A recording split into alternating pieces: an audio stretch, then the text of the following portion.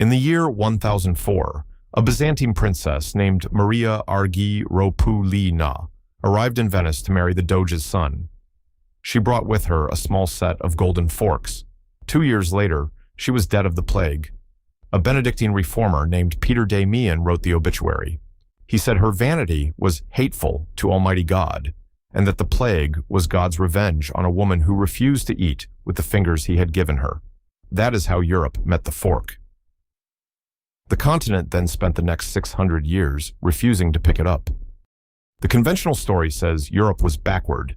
The fork made hands cleaner. Eventually people got wiser. That story is wrong.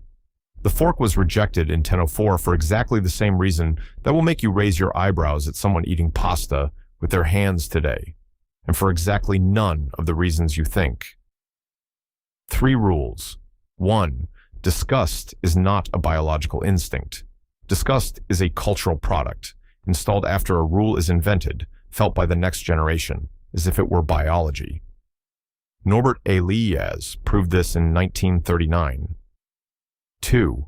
Your brain evaluates new tools, not by their utility, but by the status signals they carry.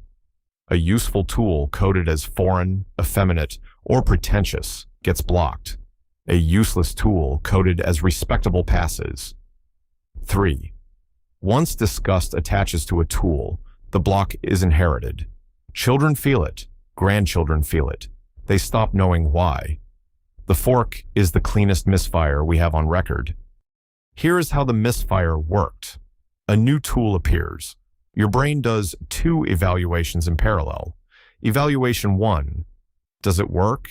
The fork works. You can spear food without touching it. Evaluation 2. Who uses it, and what does using it say about me? In 11th century Venice, the fork was used by a woman from a foreign empire with staff who cut her food for her. 4 signals, all negative for a Benedictine reformer.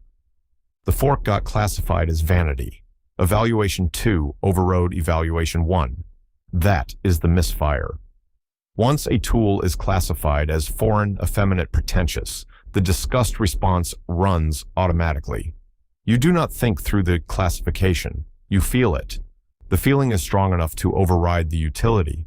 And once a generation feels it, the next generation inherits the feeling as if it were nature. In 1004, this is how one Benedictine's disgust response shut down a piece of useful technology for 600 years. You assume disgust protects you. It protects you from rot, feces, corpses. It does, but it also protects whatever your group has currently decided is contaminated, and that part of it is arbitrary. Disgust is the fastest, cheapest way for a cultural group to enforce conformity. It is a 1-bit classifier. This is one of us, this is not, and it runs below thought. Watch how the fork moved through it. Catherine de Medici married into the French court in 1533 and brought Italian forks with her. The French nobility tolerated them. They did not copy them. The forks were classified as Italian eccentricity. Henry III of France used a fork 40 years later and was mocked by pamphleteers. The standard jibe. Of course you use a fork, you dress like a lady.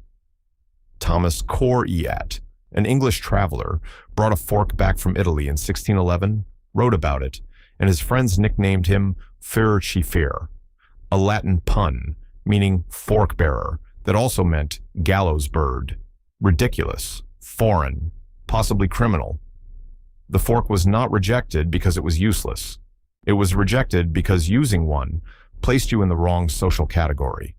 Every continent-wide shift that was supposed to break this cycle, Catherine, Henry, Coryate, failed. The tool was fine. The signal around the tool was lethal.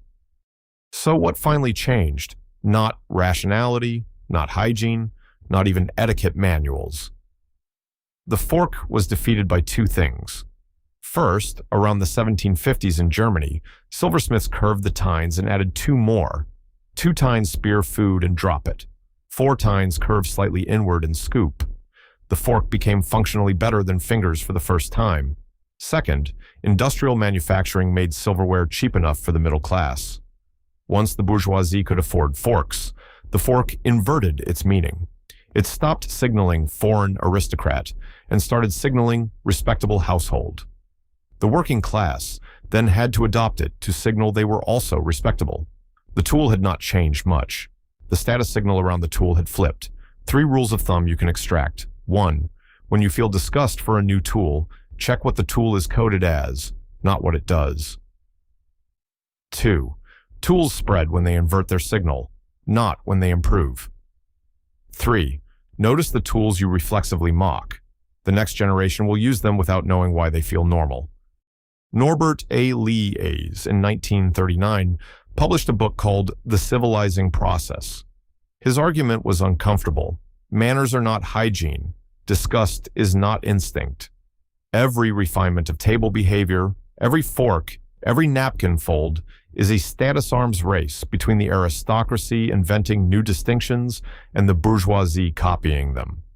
Once copied, the distinction descends to the working class. The aristocracy invents the next one. The cycle never stops. By the 1880s, Victorian silversmiths were making separate forks for oysters, pickles, sardines, ice cream, terrapins, and lettuce. Not because the food required it, because the distinction required it. Your disgust at eating pasta with your hands is not biology. It is an 1890s installation you inherited and were told was nature. Pick one tool you currently refuse: an e-scooter, a Bluetooth earpiece worn in a cafe, a VR headset at a dinner, eating with a spoon in a restaurant, wearing a bike helmet, using a calculator to add up a bill. Now ask, honestly, where the refusal lives, not in the tool's properties. The tool works. It lives in the signal the tool carries, who is coded as the person who uses it. In 1004, the fork was a tool of the devil because a Byzantine princess brought it. In 2026, some tool is being rejected by you for a reason just as thin. Your great-grandchildren will use it without knowing why. A Byzantine princess in Venice. A Latin pun in London in 1611.